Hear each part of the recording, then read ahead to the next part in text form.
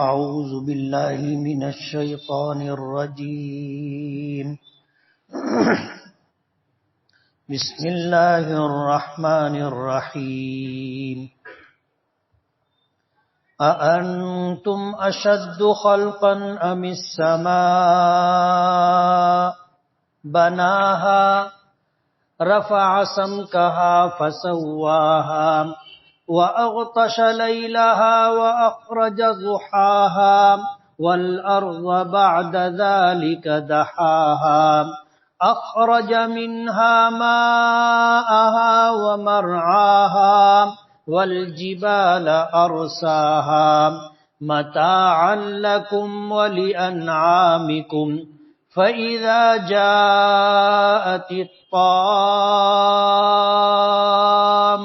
الكبرى يوم يتذكر الإنسان ما سعى وبرزت الجحيم لمن يرى فأما من طغى وآثر الحياة الدنيا فإن الجحيم هي المأوى وأما من خاف مقام ربه ونهى النفس عن الهوى فإن الجنة هي المأوى يسألونك عن الساعة أيان مرساها فيما أنت من ذكراها إلى ربك منتهاها إنما أنت منذر من يخشاها كأنهم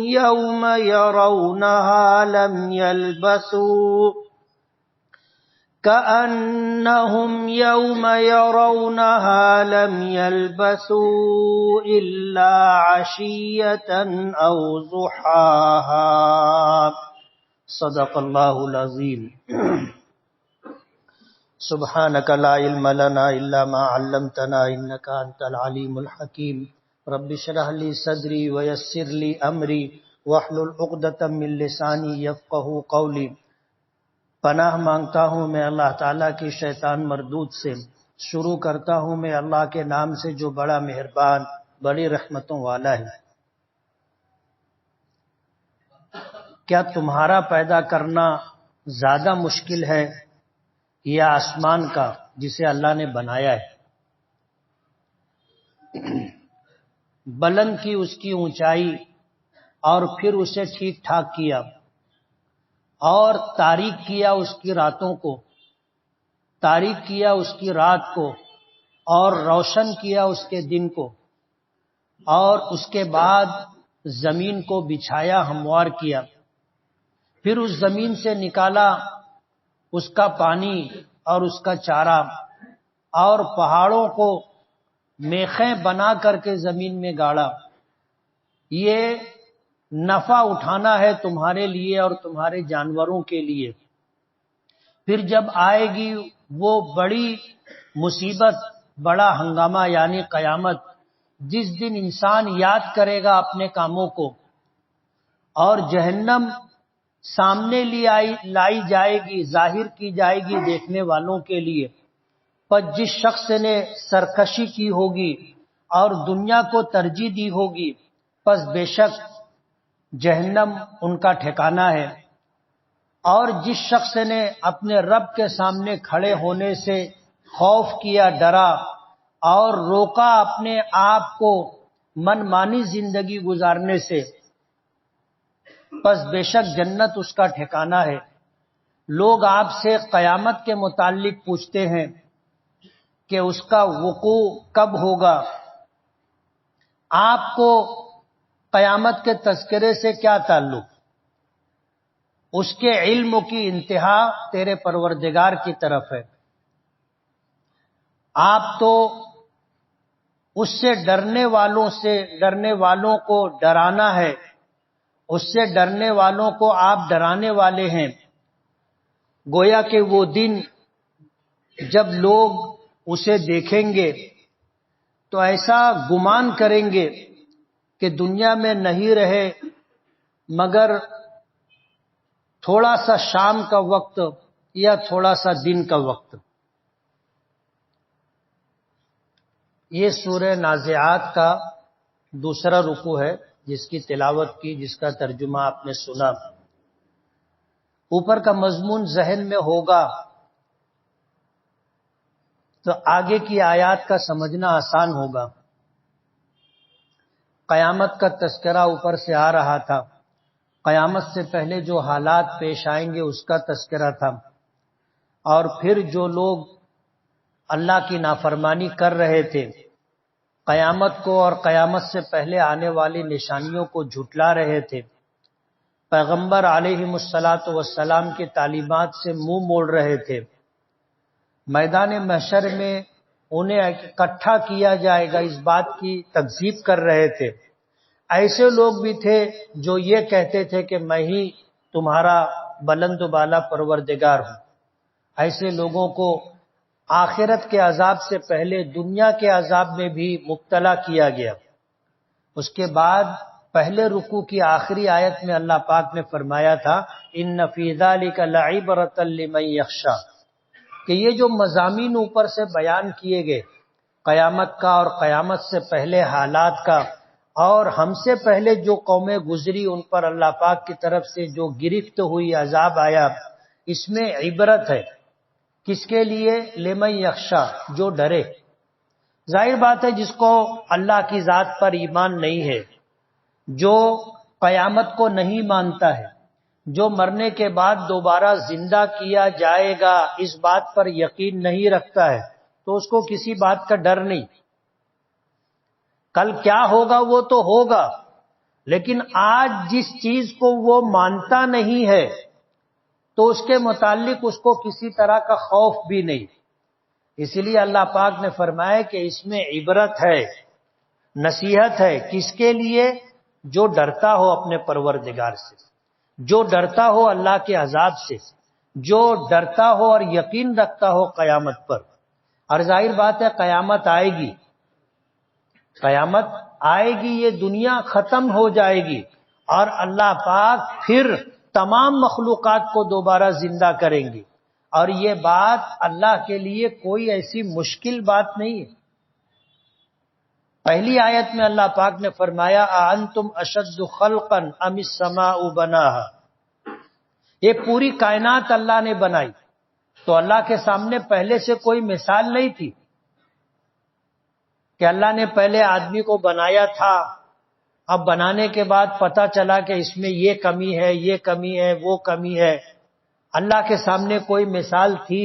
اللہ نے اس کو دیکھ کر کے انسان کو بنایا ہو؟ ایسا نہیں. اللہ تعالیٰ کا علم محیط ہے ہر چیز کو، ہر چیز کے تمام تر علوم اللہ کے پاس ہے. اور ظاہر بات ہے جب اللہ علیم و خبیر ہے، ہر چیز کا علم اس کے پاس ہے، اور بغیر کسی مثال کے، بغیر کسی چیز کو دیکھے اللہ نے مخلوقات کو پیدا کیا ہے. اللہ نے کسی انسان جیسی مخلوق کو دیکھا نہیں تھا کہ اس کو دیکھ کر کے انسانوں کو بنایا. ہاتھی جیسی کوئی مخلوق اللہ نے دیکھی نہیں تھی کہ اس کی مثال کو سامنے رکھ کر اللہ نے ہاتھی کو پیدا کیا. یہ ایک مثال ہے. ورنہ کائنات میں جتنی مخلوقات ہیں، کتنی ہے، کیا ہے، اللہ کو علم ہے. ہر چیز کو اللہ نے پہلی مرتبہ بنایا اور اللہ نے اپنی قدرت سے اسے کامل و مکمل بنایا. جیسے انسان، اللہ نے اس کو پہلی مرتبہ پیدا کیا اور ایسا بنایا کہ ہر اعتبار سے اللہ نے اس کو مکمل بنایا. ایسا نہیں تھا کہ حضرت آدم علیہ السلام کے زمانے میں جو لوگ تھے وہ ہم سے مختلف تھے. ایسا نہیں تھا، وہ ہماری طرح تھے. سر تھا، دو آنکھیں تھی، ناک تھی، کان تھا، ہونٹ تھے، منہ تھا، زبان تھی، دانت تھے، گلا تھا، دونوں ہاتھ، کاندھے، پیر، نیچے تک اللہ نے جیسے اس زمانے میں انسان تھے ویسے ہی آج ہے، اور جیسے آج ہیں ایسے ہی اس وقت بھی تھے. یہ اللہ تعالیٰ کی قدرت ہے اور کامل قدرت ہے. اللہ کا علم ہر شے کو محیط ہے. اللہ نے بغیر کسی مثال کے اس کائنات کی تمام مخلوقات کو پیدا کیا، جس میں چھوٹی مخلوقات بھی ہیں اور بڑی سے بڑی مخلوقات بھی. مخلوقات میں اس دنیا میں اشرف المخلوقات انسان ہے، اور یہی انسان مکلف ہے. یہی انسان مکلف ہے اللہ پر ایمان لانے کا، انبیاء کرام علیہم الصلاۃ والسلام پر ایمان لانے کا، اللہ تعالیٰ کی کتابوں پر، اللہ تعالیٰ کی بنائی ہوئی تقدیر پر، اللہ تعالیٰ کے قادر مطلق ہونے پر، فرشتوں کے وجود پر، اچھی بری تقدیر، دوبارہ زندہ ہونا، آخرت کا دن، قیامت، ان ساری چیزوں کو ماننا ایمان ہے. آدمی اس کا مکلف ہے. انسان مکلف ہے، دوسری مخلوقات مکلف نہیں ہے. اور تمام مخلوقات میں اللہ نے انسان کو اشرف بنایا. نبی کریم صلی اللہ علیہ وسلم نے فرمایا کہ یہ پوری کائنات اللہ نے تمہارے لیے پیدا کی ہے. ان الدنیا خلقت لکم، یہ پوری دنیا اللہ نے تمہارے لیے پیدا کی ہے. وَإِنَّكُمْ خُلِقْتُمْ لِلْآخِرَةِ، اور تمہیں اللہ پاک نے آخرت کے لیے پیدا کیا. تو ہم مکلف مخلوق ہیں. یہ قرآن کریم اللہ نے ہمارے لیے اتارا ہے. یہ کتاب ہدایت ہم انسانوں کے لیے. اس لیے اللہ پاک نے فرمایا اَأَنْتُمْ أَشَدُّ خَلْقًا، کیا تمہارا پیدا کرنا اللہ کے لیے زیادہ مشکل ہے یا آسمان کا پیدا کرنا؟ انسان کے مقابلے میں آسمان بہت بڑی مخلوق ہے. یہ ایک چھت ہے، اس چھت کو بنانے میں کتنے پاپڑ بیلنے پڑتے ہیں بنانے والوں کو پتہ ہے. چاروں طرف سے اس کو ٹیکے دینے پڑتے. اگر یہ چاروں طرف کے ٹیکے نہ ہو، درمیان کے یہ ستون نہ ہو، دیواریں نہ ہو، تو کیا یہ چھت قائم رہے گی؟ نہیں رہے گی. لیکن اللہ کی قدرت دیکھیے، اتنا بڑا آسمان اللہ نے بنایا، اتنا بڑا آسمان جس کی وسعت کا اندازہ نہیں کیا جا سکتا. آج دنیا تمام تر ترقی کے باوجود آسمان کی پیمائش نہیں کر سکی. آسمان کتنا بڑا ہے انسان اسے ناپ نہیں سکا. اس کے مقابلے میں زمین چھوٹی ہے، لیکن پوری دنیا کی پیمائش کسی نے کر لی ہو، پوری دنیا کی زمینوں کو ناپ لیا ہو، ایسا نہیں. اتنا بڑا آسمان اللہ نے بنایا اور بغیر ستون کے بنایا. تو جو خدا اتنا بڑا آسمان بنا سکتا ہے، اتنی بڑی مخلوق اللہ بنا سکتا ہے، اس کے لیے انسانوں کا پیدا کرنا کوئی مشکل بات نہیں. آپ اندازہ کرو کہ اسی آسمان کے نیچے ایک انسان نہیں، اربوں انسان ہیں. اور اللہ کی قدرت کا آپ اندازہ کریں، آج اس وقت درس قرآن میں سینکڑوں لوگ موجود ہیں. دو آدمی ایک طرح کے نہیں ہیں، ایک طرح کے نہیں ہیں. آپ سب کو لائن سے کھڑا کر لو، سب کی شکل و شباہت اللہ نے الگ بنائی. اور زمانہ ترقی کیا، انسانوں نے سائنس کے لائن سے ترقی کی، تو ان کو سمجھ میں آیا کہ یہ جو انگوٹھا ہے اور یہ جو انگلیاں ہیں، اس میں جو باریک باریک لکیریں ہیں، یہ لکیریں ایک انسان کی دوسرے انسان سے ملتی نہیں ہیں. جن لوگوں کو دستخط نہیں کرنی آتی ان کا انگوٹھا لیا جاتا ہے، اور انگوٹھے کا وہ نشان اس آدمی کا تعین کرتا ہے کہ یہ کس کا انگوٹھا ہے. دوسرے کا انگوٹھا ملتا نہیں ہے. یہ اللہ کی قدرت ہے. دنیا میں اربوں انسان ہے، لیکن ایک انسان کے انگوٹھے کے نشانات دوسرے انسان سے نہیں ملتے. ایک ماں ایک باپ کی اولاد آپس میں مختلف ہوتی ہے. بھائی کی شکل دیکھو الگ ہے، بڑے بھائی کی شکل دیکھو الگ ہے، چھوٹے بھائی کو دیکھو الگ ہے، بہنوں کو دیکھو الگ ہے. ایک ماں ایک باپ کی اولاد میں مشابہت نہیں ملتی، زمین و آسمان کا فرق ہے. کچھ تھوڑی بہت چیزیں مل جاتی ہیں بس. انتم اشد خلقا، فرماتے ہیں کیا تمہارا پیدا کرنا اللہ کے لیے مشکل ہے یا اتنے بڑے آسمان کا جسے اللہ نے پیدا کیا، اللہ نے بنایا ہے. اللہ کے لیے کچھ بھی مشکل نہیں. وما ذلک علی اللہ بعزیز، اللہ کے لیے کوئی کام مشکل نہیں، سب کام اللہ کے لیے آسان ہے. قرآن کریم میں ایک سے زائد مقامات پر اللہ نے فرمایا کہ فَإِذَا قَضَىٰ أَمْرًا فَإِنَّمَا يَقُولُ لَهُ كُن فَيَكُونُ. جب اللہ تعالیٰ کسی چیز کا فیصلہ کر لیتا ہے تو اللہ تعالیٰ کا یہ کہہ دینا کہ ہو جا، وہ کام ہو جاتا ہے. کائنات اللہ کے حکم کے تابع. تو اللہ پاک فرماتے ہیں کہ قیامت آئے گی، سارے انسان ساری مخلوقات ختم ہو جائیں گی، اللہ انہیں دوبارہ پیدا کرے گا. جب پہلی مرتبہ پیدا کرنا اللہ کے لیے مشکل نہیں تھا تو اسی چیز کو دوبارہ پیدا کرنا اللہ کے لیے کیسے مشکل ہوگا؟ ہم انسانوں کے لیے ہوتا ہے کہ پہلی مرتبہ کسی کام کا کرنا مشکل ہوتا ہے، لیکن جب ایک مرتبہ ہم وہ کام کر لیتے ہیں تو اس کام کا دوبارہ کرنا ہمارے لیے آسان رہتا ہے. اللہ تعالیٰ کے لیے جب پہلی مرتبہ مشکل نہیں تھا تو دوسری مرتبہ انسانوں کا پیدا کرنا بنانا اللہ کے لیے کیا مشکل ہے؟ رفع سمکہا فسواہا، پیچھے آسمان کا تذکرہ کیا کہ انسان کی پیدائش آسمان کی پیدائش سے زیادہ مشکل ہے کیا؟ نہیں. رفع سمکہا، اللہ پاک نے آسمان کی اونچائی کو بلندی عطا کی. کتنی بلندی پر آسمان ہے؟ ابھی ہندوستان سے چندریان 3 گیا تھا تو انہوں نے ایسا بتایا کہ چاند جو ہے زمین سے 4,83,000 کلومیٹر دور ہے. معلوم نہیں یہ صحیح ہے بھی کہ نہیں،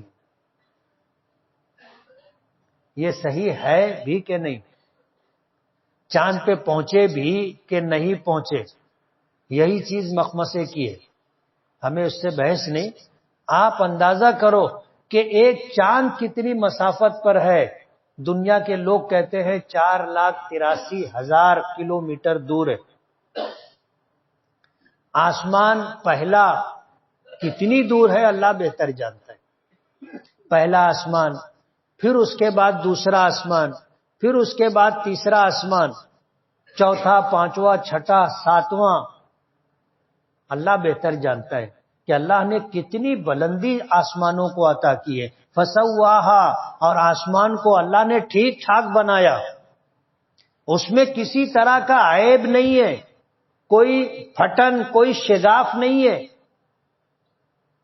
کوئی ٹیڑھا میڑھا پن نہیں ہے. اللہ نے آسمان کو بلندی عطا کی تو بلندی کے ساتھ اس کو ٹھیک ٹھاک بنایا. وَأَغْطَشَ لَيْلَهَا، اور اس کی رات کو اللہ نے اندھیرا تاریک بنایا، رات کو تاریک بنایا. اب یہ روشنی آج ہے، ماضی میں یہ روشنی نہیں تھی. روشنی کے لیے لوگ چراغ جلاتے تھے، اور جہاں چراغ بھی نہیں ہوتا تھا وہاں چاندنی اور ستاروں کی روشنی ہوتی تھی. اور ایسا بھی ہوتا تھا کہ پھر چاند بھی نہیں رہتا تھا، ستاروں کی چمک بھی نہیں رہتی تھی. رات اتنی تاریک ہوتی تھی کہ آدمی انسان کو اپنا ہاتھ نہیں دکھائی دیتا تھا. وَأَغْطَشَ لَيْلَهَا، اس کی رات کو اللہ نے تاریک بنایا. وَأَخْرَجَ ضُحَاهَا، اور نکالا اس کی روشنی کو. مفسرین نے ترجمہ کیا اور روشن کیا اس کے دن کو. ضحاها، نہارہا، اس کے دن کو روشن کیا. دن اتنا روشن ہوتا ہے کہ اگر اتنی روشنی ہم کہیں سے لانا چاہیں تو ہمارے بس کی بات نہیں ہے. اللہ ایک سورج کے ذریعے پوری دنیا کو روشن کرتا ہے. ہمیں اس چھوٹے سے حال کو روشن کرنے کے لیے کتنے لائٹ جلانے پڑے. اللہ تعالیٰ ایک سورج کے ذریعے پوری دنیا جس کی وسعت کا ہم اندازہ نہیں کر سکتے، سب کو اللہ روشنی دیتا ہے۔ وَالْأَرْضَ بَعْدَ ذَلِكَ دَحَاهَا، آسمان بنانے سے پہلے اللہ نے زمین بنائی تھی، زمین پہلے بنائی تھی، آسمان بعد میں بنایا۔ زمین کو بنانے کے بعد اللہ نے آسمان بنایا، آسمان بنانے کے بعد اللہ نے زمین کو ہموار کیا، دہاہا، اس کو بچھایا، ہموار کیا۔ آج ہم لوگ زمین پر چل پھر لیتے، اس کو اللہ نے رہنے کے قابل بنایا۔ اخرج منہا ماءہا ومرعاہا، اور زمین کو اللہ نے ایسا بنایا کہ اس میں ہماری ضرورت کی تمام چیزیں ہیں۔ اسی زمین سے اللہ نے پانی نکالا، کنووں کے ذریعے سے، چشموں کے ذریعے سے، بورنگوں کے ذریعے سے، ندیوں دریاؤں کے ذریعے سے اللہ نے پانی نکالا۔ ومرعاہا، اور اس کا چارہ نکالا، یعنی ہماری ضرورت کی ساری چیزیں اللہ نے زمین سے نکالی۔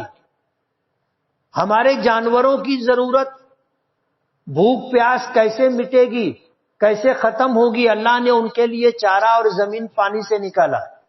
آج ہمیں اس دنیا میں رہتے ہوئے جتنی چیزوں کی ضرورت ہے یا جتنی چیزیں آج ہمارے پاس ہیں، سب اللہ نے زمین سے نکالی۔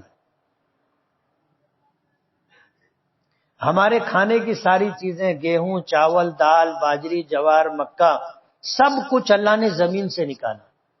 جن دانوں سے تیل نکلتا ہے اللہ نے زمین سے پیدا کیا۔ جن چیزوں سے کپڑا بنتا ہے، کپاس ہے اور دیگر کپڑے، ان کا مٹیریل اللہ نے زمین سے نکالا۔ جن چیزوں سے ہم اپنے مکانات بناتے ہیں، وہ ساری چیزیں اللہ نے زمین سے نکالی۔ جن چیزوں سے ہم اپنی سواری بناتے ہیں، وہ ساری چیزیں اللہ نے زمین سے نکالی۔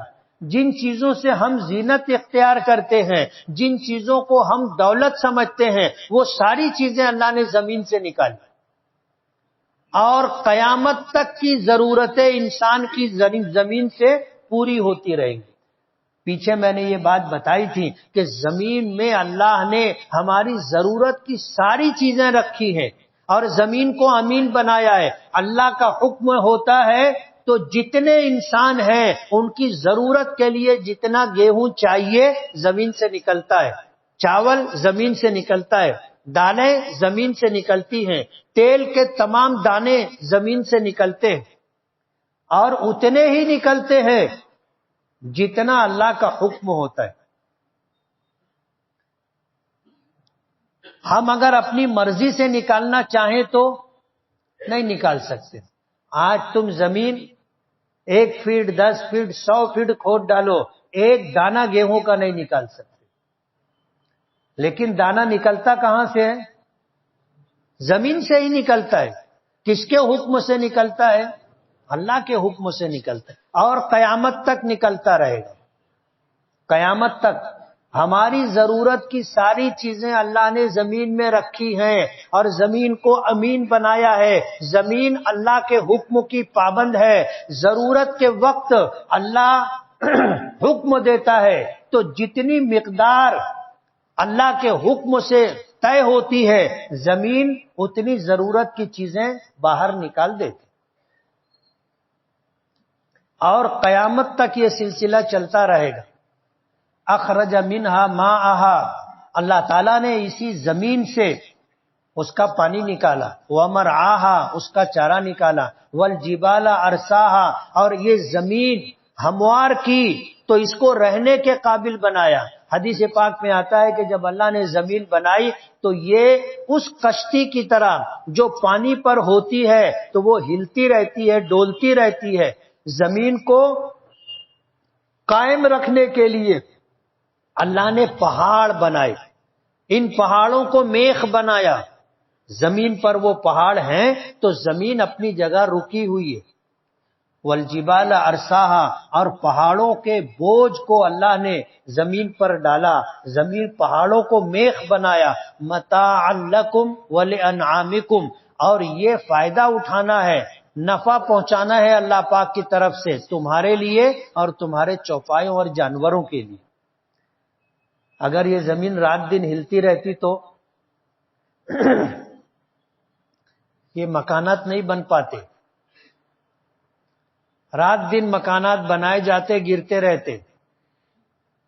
اللہ نے زمین کو قرار عطا کیا تو یہ مکانات بن گئے۔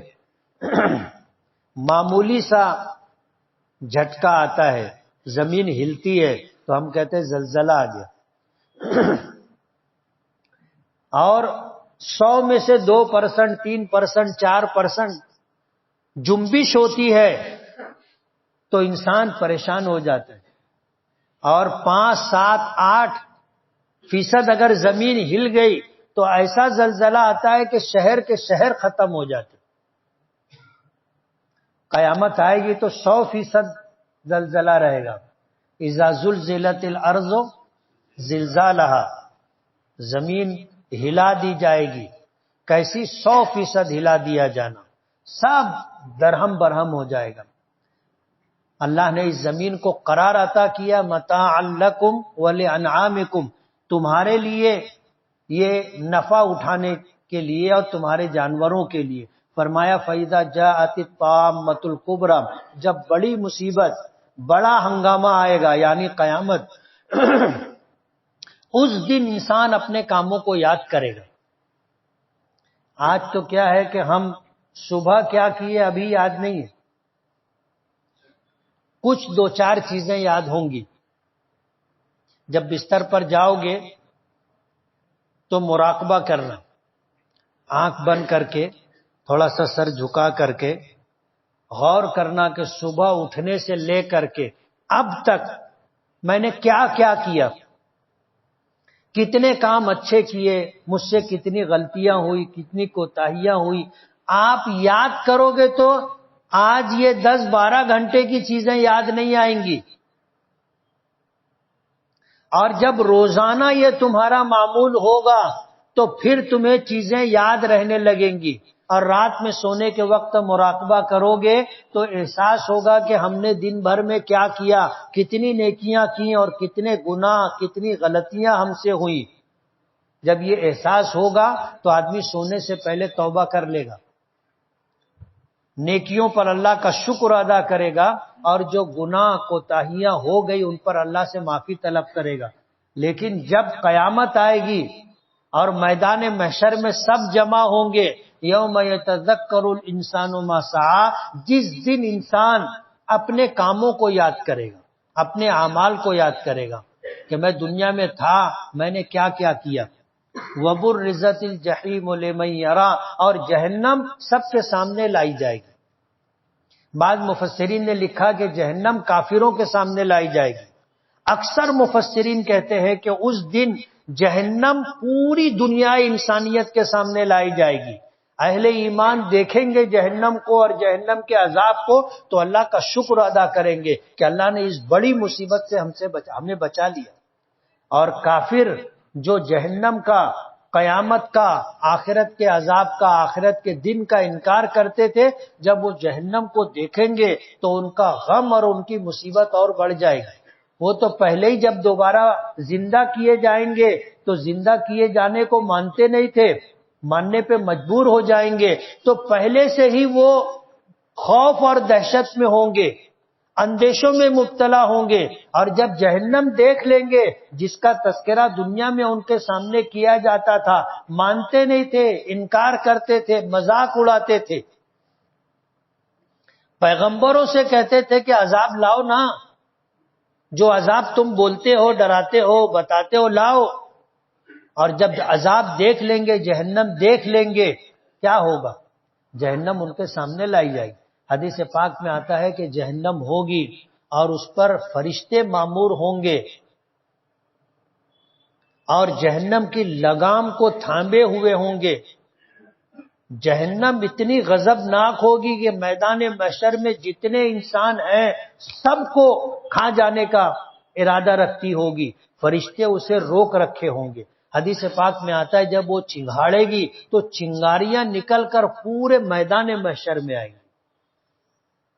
وَبُرِّزَتِ الْجَحِيمُ لِمَن يَرَى، میدان محشر میں جتنے انسان ہوں گے سب کے سامنے جہنم آ جائے گی۔ فَأَمَّا مَن طَغَىٰ، پر جس شخص نے دنیا میں سرکشی کی تھی، نافرمانی کی تھی، اللہ اور اس کے رسول سے بغاوت کی تھی، وَأَثَرَ الْحَيَاةَ الدُّنْيَا، اور دنیاوی زندگی کو آخرت پر ترجیح دی تھی، آخرت کا انکار کیا تھا یا آخرت کو مانا تھا لیکن دنیا کو آخرت پر ترجیح دی، اور دنیا بنانے کی ہر ممکن کوشش کی، آخرت بنانے کے لیے کوشش نہیں کی۔ اس نے دنیا کو بہتر سمجھا آخرت کے مقابلے میں اور دنیا بنانے کی کوشش کی۔ فَإِنَّ الْجَحِيمَ هِيَ الْمَأْوَىٰ، اللہ پاک فرماتے ہیں جہنم ان کا ٹھکانہ ہوگا۔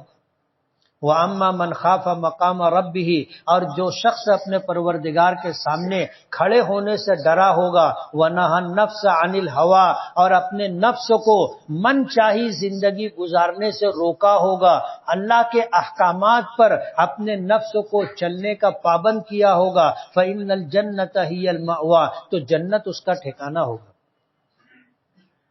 پیچھے میں نے یہ بات بتائی تھی کہ جب آدمی کے مرنے کا وقت آتا ہے تو عالم غیب اس کے لیے عالم مشاہدہ میں آتا ہے، اور وہ جنت میں جانے والا ہو تو اس کو پہلے جہنم بتائی جاتی ہے، وہ جہنم دیکھ کر خوفزدہ ہو جاتا ہے، لیکن پھر فرشتے اس کو تسلی دیتے اور کہتے ہیں کہ دیکھ یہ تیرا ٹھکانہ تھا، لیکن تو ایمان لے آیا، تو نے نمازیں پڑھی، روزے رکھے، زکوٰۃ دی، حج کیا، من چاہی زندگی، نفس چاہتا تھا گناہ کرنا، لیکن تو نے نفس کو روک کے رکھا تھا، اب اللہ نے تیرا ٹھکانہ یہ بنایا، جنت دکھائی جاتی ہے، تو مرنے والا جب اپنا ٹھکانہ جنت دیکھ لیتا ہے چین اور سکون کے ساتھ مرتا ہے، اور جب قبر میں جاتا ہے تو سوال و جواب ہوتا ہے، اور وہ صحیح جواب دیتا ہے، پھر فرشتے اسے کہتے ہیں نم کا نومت العروس، سو جا دلہن کی طرح بے خوف ہو کر، مطمئن ہو کر کے سو جا، تو یہ ایسا سوئے گا کہ جب قیامت میں دوسرا سور پھونکا جائے گا تو اس کی آنکھ کھلے گی۔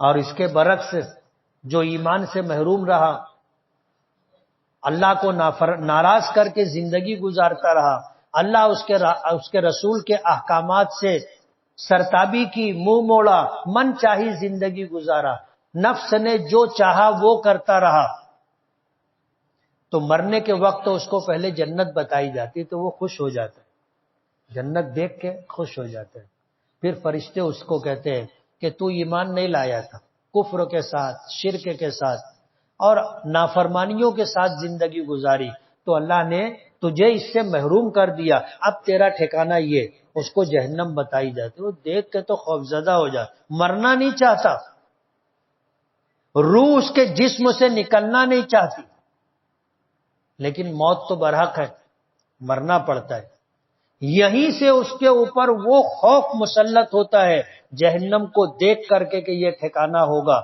یہ غم، یہ خوف لے کر کے دنیا سے جاتا ہے، میدان محشر میں پہنچے گا تو پہلے سے اس کو خوف ہوگا، اور پھر جنت وَبُرِّزَتِ الْجَحِيمُ لِمَن يَرَىٰ، جہنم اس کے سامنے لے آئی جائے گی کہ مرنے کے وقت تجھے دور سے بتائی گئی تھی، اب یہ سامنے ہے۔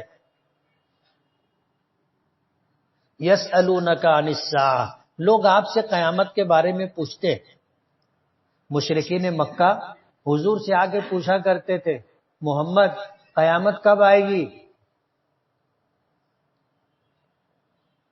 تنزیہ پوچھنا۔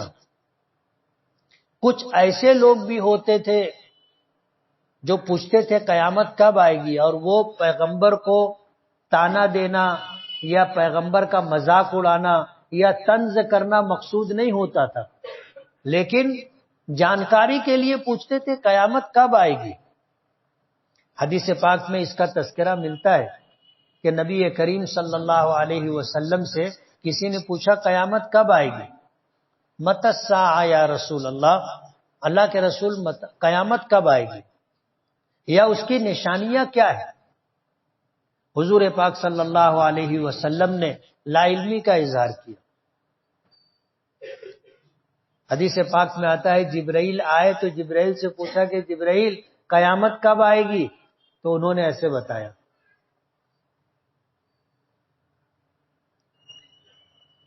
قرآن کریم کی ایک آیت کی طرف اشارہ کیا کہ ان اللہ عندہ علم الساعہ، کہ 5 چیزیں ایسی ہیں جس کا علم اللہ کے پاس ہے۔ ان اللہ عندہ علم الساعہ، ترجمے کے اعتبار سے یہ ہے کہ بے شک اللہ ہی کے پاس قیامت کا علم ہے۔ ہی کا مطلب سمجھتے ہو نا، کہ اللہ کے علاوہ کسی کے پاس اس کا علم نہیں ہے قیامت کب آئے گی۔ حضور نے نشانیاں بتائی، اللہ کے رسول صلی اللہ علیہ وسلم کو قیامت کے آنے سے پہلے کیا علامات اور نشانیاں ہیں وہ بتائی گئی، لیکن اس کا صحیح وقت، اس کا تعین، اس کا تقرر اللہ پاک نے نہیں بتایا۔ اس کا علم اللہ ہی کے پاس ہے۔ آپ سے قیامت کے بارے میں پوچھتے ہیں ایانا مرساہا، اس کا وقوع کب ہوگا، قیامت کب آئے گی؟ اللہ پاک فرماتے ہیں فیما انت من ذکرہا، تجھے قیامت کے تعین سے کیا لینا دینا؟ جب آئے گی آئے گی، اس کا علم تو صرف اللہ کے پاس ہے۔ اللہ نے قیامت کے آنے کا علم، متعینہ وقت کسی کو نہیں بتایا۔ اس لیے آپ سے لوگ پوچھتے ہیں آپ کو قیامت کے تعلق سے کیا لینا دینا؟ آپ تو ان کو جو ہے بتا دیجئے الی ربک منتہاہا، کہ قیامت کا جو یقینی علم ہے اس کی اس دنیا کی انتہا، اور اسی طرح قیامت کے وقوع کا علم، اس کی منتہا تیرے پروردگار کے پاس ہے۔ الی ربک منتہاہا، اس لیے قیامت کب آئے گی جو یہ پوچھا جاتا ہے تو حضور نے بتا دیا کہ اس کا علم اللہ کے پاس ہے۔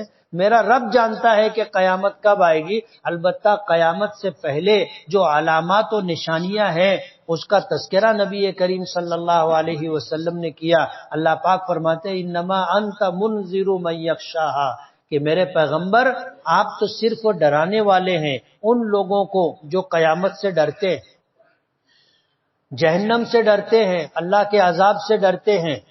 آپ ان کو ڈرانے والے بنا کر کے بھیجے گئے۔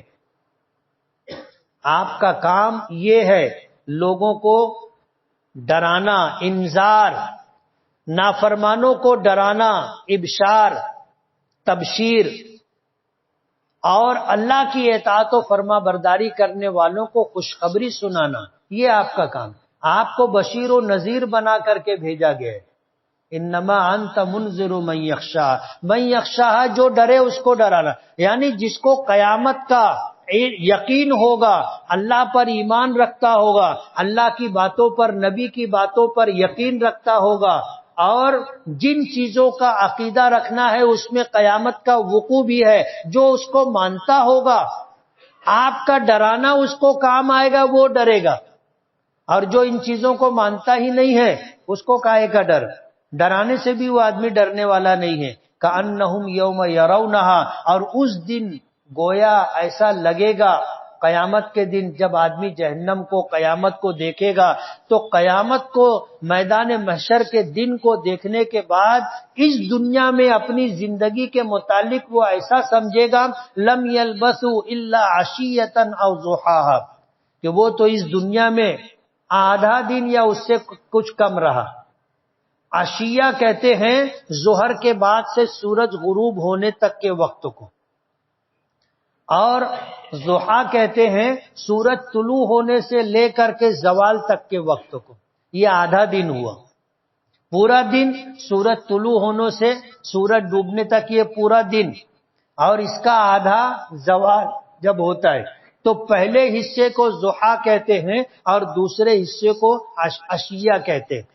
تو میدان محشر میں جب لوگ پہنچیں گے اور قیامت، جہنم، جنت، یہ سارے ماحول کو دیکھیں گے تو ایسا ان کو لگے گا جیسے دنیا میں صرف آدھا دن رہے، صبح سے دوپہر تک یا دوپہر سے شام تک۔ آپ سوچو، آخرت کے مقابلے میں ہمیں ایسا گمان ہوگا کہ ہم اس دنیا میں چند گھنٹہ رہے۔ کتنا رہے؟ چند گھنٹہ۔ آخرت کے مقابلے میں اس دنیا کی کوئی حیثیت نہیں ہے. یہ دنیا ختم ہوگی اور آخرت کبھی ختم نہیں ہوگی. اور اس پوری دنیا کی پیدائش سے لے کر کے قیامت تک کا جو زمانہ ہے آخرت کے مقابلے میں ایسا ہے جیسے پلک جھپکتی ہے. ایک لمحہ یا اس سے بھی کم. یہ زندگی جو اللہ پاک نے ہمیں دی ہے، یہ تھوڑی سی زندگی رب چاہی ہم گزار لیں، ایمان لا کر اللہ اس کے رسول کے حکموں کے مطابق گزار لیں. دنیا میں نصیب سے جو ملنا ہے وہ ہر حال میں ملے گا، لیکن اپنی کوشش آخرت بنانے کی جو ہوگی، یہ کوشش ہمیں کل اس طرح کام آئے گی کہ جنت میں جانے کے بعد بھی آدمی کو دنیا میں وہ اوقات جو غفلت میں گزر گئے اس پر حسرت ہوگی. حدیث پاک میں آتا ہے جب جنتی جنت میں جائے گا اور جنت میں جو نعمتیں اللہ پاک اسے عطا کرے گا، ان نعمتوں میں نعمتیں ایسی بھی ہوں گی جو ایک مرتبہ سبحان اللہ کہنے پر ملی ہوگی، ایک مرتبہ الحمدللہ کہنے پر ملی ہوگی، ایک مرتبہ اللہ اکبر کہنے پر، ایک مرتبہ لا الہ الا اللہ کہنے پر ملی ہوگی. تو وہ سوچے گا کہ دنیا میں میرے جو اوقات اللہ کے ذکر کے بغیر گزر گئے، کاش میں اس پورے وقت میں اللہ کا ذکر کرتے رہتا. نبی کریم صلی اللہ علیہ وسلم نے نماز، روزہ، زکوٰۃ، حج، قرآن کریم کی تلاوت کے ساتھ اپنے ماننے والوں کو، ایمان والوں کو حکم دیا کہ اگر ہو سکے تو تم دنیا میں ایسے رہو کہ تمہاری زبان ہمیشہ اللہ کے ذکر سے تر و تازہ رہے.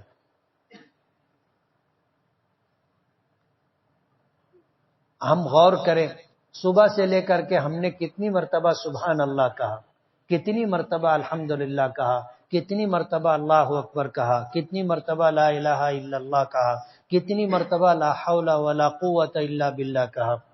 اللہ کا ذکر ہم نے کتنا کیا؟ اگر کیا بھی ہوگا تو وہ تھوڑا ہے ان اوقات کے مقابلے میں جن اوقات میں ہم نے کچھ نہیں کیا، خاموش رہے. چاہتے تھے تو ہم کر سکتے تھے اللہ کا ذکر. جو لوگ اللہ کا ذکر کرتے ہیں وہ صبح و شام کی تسبیح پڑھ لیتے. اللہ کے ایسے بھی بندے ہیں جو جب تک جاگتے رہتے ہیں اللہ کا ذکر کرتے رہتے، عادت بنا لی، چلتے پھرتے اٹھتے بیٹھتے ان کی زبان چلتی رہتی ہے لا الہ الا اللہ، لا الہ الا اللہ، لا الہ الا اللہ. ہر سانس کے ساتھ لا الہ الا اللہ، لا الہ الا اللہ، لا الہ الا اللہ. سانس باہر نکلی، سانس اندر گئی تو سانس اندر گئی لا الہ، سانس باہر نکلی الا اللہ. اب دن میں کتنی مرتبہ سانس لیتے ہیں؟ انہوں نے عادت بنا لی، اس چیز کو اپنا معمول بنایا، ہوتے ہوتے ہوتے یہ ان کی عادت بن گئی. ہر سانس میں اللہ کا ذکر. کل قیامت کے دن ان کی جنت کیسی ہوگی؟ حضور معراج میں تشریف لے گئے، حضرت ابراہیم علیہ السلام سے ملاقات ہوئی. حضرت ابراہیم علیہ السلام نے حضور پاک صلی اللہ علیہ وسلم کو کہا کہ اپنی امت کو میرا سلام کہنا. اور حضور نے یہ بات ہمیں بتائی کہ حضرت ابراہیم علیہ السلام نے مجھ سے کہا تھا کہ اپنی امت کو میرا سلام کہنا. تو ہمارا کام کیا ہے؟ سلام کا جواب دینا. اور کسی نے اگر سلام بھیجا ہے وہ کہے گا کہ میری طرف سے اپنے گھر والوں کو السلام علیکم ورحمۃ اللہ وبرکاتہ کہہ دینا. یہ ہے سلام کہنے کا طریقہ. ہم لوگ کیسے بولتے؟ سلام بول دینا. سلام بول دینا نہیں، بولنا چاہیے السلام علیکم ورحمۃ اللہ وبرکاتہ. یہ میرا سلام گھر والوں تک پہنچا دینا. جن لوگوں نے سنا ان کو جواب دینا ہے. تو ہمیں یہ سلام حضور پاک صلی اللہ علیہ وسلم کے ذریعے پہنچا ہے تو ہم پہلے حضور کو جواب دیں گے علیکہ. کیا کہیں گے؟ علیکہ. پھر حضرت ابراہیم کے سلام کا جواب دیں گے اور کہیں گے وعلیہ السلام، علیہ کا وعلیہ السلام، یہ سلام کے جواب دینے کا طریقہ ہے۔ حضرت ابراہیم نے سلام کہنے کے بعد کہا تھا اپنی امت کو کہہ دینا کہ جنت چٹیل میدان ہے جس کی مٹی مشک سے زیادہ خوشبودار ہے، اور ایک مرتبہ سبحان اللہ کہنا ایک درخت لگاتا ہے، ایک مرتبہ اللہ اکبر کہنا ایک درخت لگاتا ہے، ایک مرتبہ الحمدللہ کہنا ایک درخت لگاتا ہے، ایک مرتبہ لا الہ الا اللہ کہنا ایک درخت لگاتا ہے۔ یعنی جنت اور جنت کی نعمتیں اللہ کے ذکر پر بڑھیں گی۔ جنتی کو اللہ جنت میں جو دے گا، لیکن دنیا میں جو جتنا زیادہ اللہ کا ذکر کیا ہوگا اس کی جنت اتنی زیادہ مزین ہوگی، اتنی زیادہ نعمتوں سے بھری ہوگی، اتنی زیادہ شاندار ہوگی۔ تو جہنمی میدان محشر میں جتنے لوگ ہوں گے، جب میدان محشر میں قیامت کے دن کو دیکھیں گے تو ان کو ایسا لگے گا کہ اس دنیا میں بس چند گھنٹہ وہ رہے، چند گھنٹہ، الا عشیۃ او ضحاہا، یا تو دن کا آدھا بعد والا حصہ یا آدھا پہلے والا حصہ۔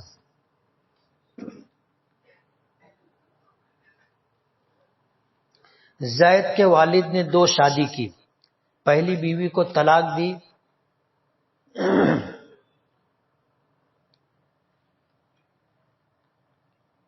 جو ننیحال میں پرورش پائے، یعنی مطلب جو بچے پہلی بیوی کے تھے وہ ننیحال میں پرورش پائے، دوسری بیوی کے لڑکے باپ کی وراثت کو بیچ رہے ہیں اور کھا رہے، ایسی صورت میں پہلی بیوی کے بچوں کو کیا کرنا چاہیے؟ 5 حضرات کے ذریعے اپنے حق کا مطالبہ کرنا چاہیے۔ طلاق دے دینے سے میاں بیوی کا رشتہ ختم ہو گیا، بیوی اب نکاح میں نہیں ہے، اس لیے بیوی ہونے کی حیثیت سے اس کو حصہ نہیں ملے گا، لیکن جو یہ بچے ہیں وہ باپ کی اولاد ہیں، وہ ہر حال میں حقدار ہیں، چاہے باپ نے ان کو عاق کر دیا ہو، لا دعویٰ لکھ دیا ہو، تو بھی یہ بچے حقدار ہیں، پنچوں کے ذریعے سے اپنے حق کا مطالبہ کرنا چاہیے۔ زید کے والد نے 2 شادی کی، پہلی بیوی کو طلاق دے دی اور بیوی اپنے میکے آ گئی، وہیں سے بچوں کی پرورش اور شادی وغیرہ ہوئی۔ زید کے والد کو ترکے میں 2.5 کروڑ کی خطیر رقم ملی ہے۔ زید کے والد کے پہلی بیوی کے لڑکے اس میں حصے دار ہوں گے کہ نہیں ہوں گے؟ اگر ہوں گے تو پہلی بیوی اور دوسری بیوی کے لڑکے کو کس طرح وراثت میں حصہ ملے گا؟ دوسری بیوی کے لڑکے کو جتنا ملے گا اتنا ہی پہلی بیوی کے لڑکے کو ملے گا، دوسری بیوی کی لڑکی کو جتنا حصہ ملے گا اتنا ہی پہلی بیوی کے لڑکی کو بھی ملے گا۔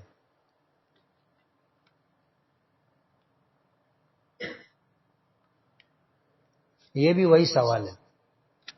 زید کا قد کم ہے، وہ چاہتا ہے کہ اس کا قد بڑھ جائے، اس کے لیے کوئی عمل یا وظیفہ اللہ سے دعا کرے، اللہ کے لیے کچھ مشکل نہیں۔ مذاق کرنا کیسا ہے؟ مذاق جائز ہے، لیکن مذاق ویسا ہی کرنا چاہیے جس کو برداشت کیا جا سکے اور آدمی خوش ہو جائے۔ کسی کا ایسا مذاق نہیں بنانا چاہیے کہ اس کی بے عزتی ہو جائے۔ حضور پاک صلی اللہ علیہ وسلم کی خدمت میں ایک بوڑھی عورت آئی اور آ کر کے اس نے کہا کہ میں جنت میں جاؤں گی، تو حضور نے فرمایا کہ بوڑھی عورت جنت میں نہیں جائے گی۔ وہ تو پریشان ہو گئی، بوڑھی تھی، اس کی پریشانی کو دیکھ کر کے حضور نے فرمایا اللہ کی بندی، تو بوڑھی ہونے کی حالت میں جنت میں نہیں جائے گی، اللہ تجھے جوان کر دے گا، جوان ہو کر کے تو جنت میں جائے گی۔ سنا ہے کہ حضور پاک صلی اللہ علیہ وسلم نے صرف غزوہ خندق ایک ہی جنگ لڑی ہے، ایسا نہیں، حضور نے بہت ساری جنگیں لڑی۔ کیا تعویذ پہننا شرک ہے کیا؟ جو تعویذ پہنا جاتا ہے، اگر اس تعویذ کے تعلق سے یہ عقیدہ رکھا جائے کہ اسی سے فائدہ ہوگا، یہی مؤثر بالذات ہے، تو پھر تعویذ نہیں پہننا چاہیے۔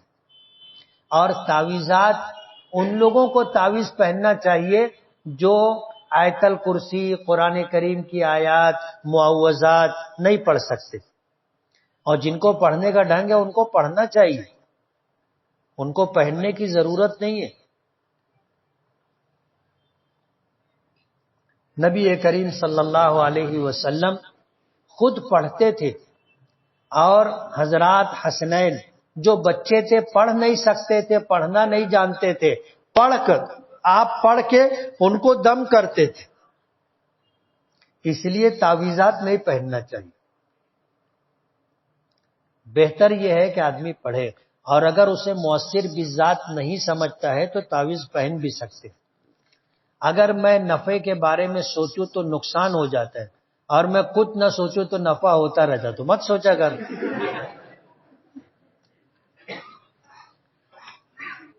کہتے ہیں نا، اللہ پاک فرماتے ہیں، حدیث قدسی ہے، انا ظن عبدی بی، انا عند ظن عبدی بی، میں اپنے بندے کے گمان کے مطابق اس کے ساتھ معاملہ کرتا ہوں۔ جو آدمی سوچتا ہے کہ یار مورا کا ہوئیے تو کا ویسا ہی ہو جاتا۔ ہمیشہ اللہ سے اچھا گمان رکھنا چاہیے، اللہ سے اچھا گمان رکھو، اچھا ہوگا۔ حضرت عیسیٰ علیہ السلام چاروں سلسلوں میں سے کس سلسلے میں آئیں گے معلوم نہیں۔ موبائل کے غلط استعمال کی وجہ سے گھر میں تنگی آ سکتی ہے کیا؟ گناہوں کی نحوست ہوتی ہے، جیسے نیکیوں کی برکات ہوتی ہیں، اسی طرح گناہوں کی نحوست بھی ہوتی ہے۔ موبائل کا غلط استعمال نحوست، مصیبت، بلائیں، پریشانیاں لاتا ہے۔ ٹیچر حضرات چھوٹے بچوں کو اسکول میں ایکشن سانگ اور گیت کے نام پر نچواتے ہیں، ان کا یہ عمل درست ہے کیا؟ جائز نہیں۔ ناچنا گانا ہماری شریعت میں حرام ہے۔ جب مکہ فتح ہوا تھا، حضرت اسامہ ابن زید رضی اللہ تعالیٰ عنہ غلام زادے تھے۔ حضرت زید ابن حارثہ غلام تھے، اور پیچھے میں نے بتایا تھا کہ جب ان کے والد اور چچا لینے آئے تھے تو حضور نے حضرت زید کو بلایا تھا اور فرمایا تھا کہ ان کو پہچانتے ہو؟ بولے ہاں۔ کون ہے؟ بولے میرے والد ہیں اور یہ چچا۔ کہا یہ تمہیں لینے کے لیے آئے، تم جانا چاہو تو جا سکتے ہو، اور نہیں جانا چاہو تو میں زبردستی نہیں لے جانے دوں گا۔ تو زید نے فیصلہ کیا تھا کہ اللہ کے رسول، میں ماں باپ کو چھوڑ کر آپ کے ساتھ رہنا چاہتا ہوں۔ حضور خوش ہو گئے، اور ان کے باپ اور چچا بھی خوش ہو جائیں تو پھر حضور نے زید کا ہاتھ پکڑا، حرم شریف گئے، اور کعبے کے پاس مطاف میں کھڑے ہو کر کے اعلان کیا کہ زید میرا غلام تھا، اسے میں نے آزاد کیا، اور آج سے زید میرا بیٹا ہے، تاکہ باپ بھی مطمئن ہو جائے۔ باپ اور چچا خوش ہو گئے کہ اب بیٹا غلامی سے نکل گیا، آزادی کی زندگی، اور اتنا بڑا مقام کہ حضور پاک صلی اللہ علیہ وسلم نے اسے اپنا بیٹا بنا لیا۔ ان کے بیٹے تھے اسامہ، اور وہ زمانہ تھا کہ غلامی اور آزادی کو لوگ سمجھتے تھے، غلاموں کی زندگی کیسی ہوتی تھی لوگوں نے دیکھا تھا، اور آزادی کا کیا مقام و عزت تھی وہ بھی دیکھا تھا۔ لیکن جو غلام زادے ہو، یعنی غلام کی اولاد ہوتی تھی، ان کو عزت کم ملتی تھی۔ لیکن حضور نے فتح مکہ کے موقع پر اپنے ساتھ سواری پر حضرت اسامہ کو بٹھایا تھا، حسن اور حسین کو نہیں بٹھایا۔ آپ اندازہ کرو کہ حضرت اسامہ سے حضور کو کتنی محبت تھی۔ جب مکہ فتح ہوا تو خوشی میں حضرت اسامہ جوش میں آ گئے اور اچھلنے لگے، تو حضور نے فرمایا علیکا یا اسامہ، ماہ یا اسامہ، اسامہ رکو رکو رکو، میری شریعت میں خوشی کے موقع پہ ناچنا حرام ہے، اور غمی کے موقع پہ نوحہ اور ماتم کرنا حرام ہے۔ تو ہماری شریعت میں ناچ گانے کی کوئی گنجائش نہیں ہے، کوئی جگہ نہیں۔ جو ٹیچر مسلمانوں کے بچوں کو یہ کام سکھاتے ہیں ان کو نہیں کرنا چاہیے۔ کریں گے بچے، گناہ کس کو ملے گا؟ جس نے سکھایا ہے کروایا ہے اس کو، بچے تو ابھی بچے ہیں، مکلف بھی نہیں ہے، ان کو کیا معلوم ناچنے گانے کا کام ثواب کا کام ہے کہ گناہ کا کام ہے۔ جو لوگ عمرہ کرنے جاتے ہیں وہ لوگ وہاں رہتے ہوئے احرام باندھ کر مطاف میں چلے جاتے ہیں اور طواف کرتے رہتے ہیں اور اندر نماز وغیرہ پڑھتے رہتے ہیں۔ ایسا کرنا کیسا ہے؟ یہ وہاں کا ایک نظام صحیح ہے یا غلط ہے، یہ قابل غور ہے۔ انتظامی لائن سے انہوں نے ایسا نظام بنایا کہ مطاف میں وہی لوگ جا سکتے ہیں جو احرام کی حالت میں ہوں گے، حالانکہ ان کو اس طرح روکنے کا حق نہیں۔ اللہ کا گھر ہے، جو پہلے آئے گا وہ آگے پوری مسجد میں جہاں جانا چاہے وہ جا سکتا ہے۔ آپ روکنے والے کو اگر اپنی مسجد میں ایسا انتظام ہو جائے کہ بھائی کیلے والے پہلی صف میں آئے، نیا پورے والے پیچھے جائے، تو کیا یہ صحیح ہے؟ تو ایسا نظام بنانا کہ جو احرام میں ہوگا وہ نیچے جائے گا مطاف میں، نہیں تو اوپر جاؤ۔ انتظامی لائن سے ایسا انہوں نے کیا ہے۔ ہاں اگر حرم پورا بھرا رہتا اور اوپر کوئی نہیں جاتا، سب نیچے گھستے، تو ایک ترتیب بنائی جا سکتی تھی۔ نیچے پورا مطاف خالی رہتا ہے اور یہ سب کو اوپر بھیجتے رہتے، نیچے اور مطاف کے علاوہ پوری مسجد حرام لاکھوں آدمی سما سکتے ہیں، ایسا خالی رہتا ہے اور وہ جانے نہیں دیتے۔ اس لیے یہ نظام ہی ہمارے حساب سے تو ٹھیک نہیں۔ اب جو لوگ بجائے سلا ہوا کپڑا پہننے کے چادر باندھ کے چلے جا سکتے، مجھے لگتا ہے کہ گنجائش ہے، وہ جا سکتے۔ شہر کے سیٹھ حضرات زکوٰۃ نہ دینا پڑے، رمضان کے پہلے زمین پلاٹ کارخانہ بلڈنگ وغیرہ کا کام شروع کر دیتے ہیں، یہ کہاں تک درست ہے؟ اگر ان کی نیت زکوٰۃ بچانے کی ہے تو آپ سمجھ سکتے ہو جیسی نیت ویسی برکت، اور اگر یہ نیت نہیں ہے کہ زکوٰۃ بچانا ہے، ایک نظام بنا، پروگرام بنا، انہوں نے زمین خرید لی، شیڈ بنانا شروع کر دیا، گھر بنانا شروع کر دیا، تو بنا سکتے۔ مزدور بڑھانے کو کہتا ہے تو کہا جاتا ہے کام دیکھ لو دوسری جگہ، یہ درست ہے کیا؟ مزدوری ماحول دیکھ کر طے کی جاتی ہے، یعنی عام طور پر جو مزدوری ہے وہ مزدوری دینا چاہیے۔ مزدوروں کا استحصال نہیں ہونا چاہیے کہ کوئی آدمی مزدوری ایک کام کی 10 روپیہ دے رہا ہے، آپ 10 روپیہ نہیں دے رہے، 9 روپیہ دے رہے، 8 روپیہ دے رہے، 7 روپیہ دے رہے، کم دے رہے، ایسا نہیں ہونا چاہیے۔ اور اس موقع پر مزدور کو یہ کہنے کا حق ہے کہ آپ مزدوری بڑھاؤ، اور اگر مزدوری 10 روپیہ ہے اور آپ کو 10 روپیہ مل رہا ہے، پھر آپ بولتے ہو مزدوری بڑھاؤ، تو یہ مالک کی مرضی پر ہے، وہ بڑھانا چاہے بڑھائے، نہیں بڑھانا چاہے نہیں بڑھائے۔ اور اگر آپ ضد کر رہے ہو تو وہ یہ کہہ سکتا ہے کہ دوسری جگہ کام دیکھ لو جہاں تم کو زیادہ ملے۔ اب ظاہر بات ہے کہیں زیادہ نہیں مل رہی ہے تو اس کو کہاں زیادہ مل جائے گی؟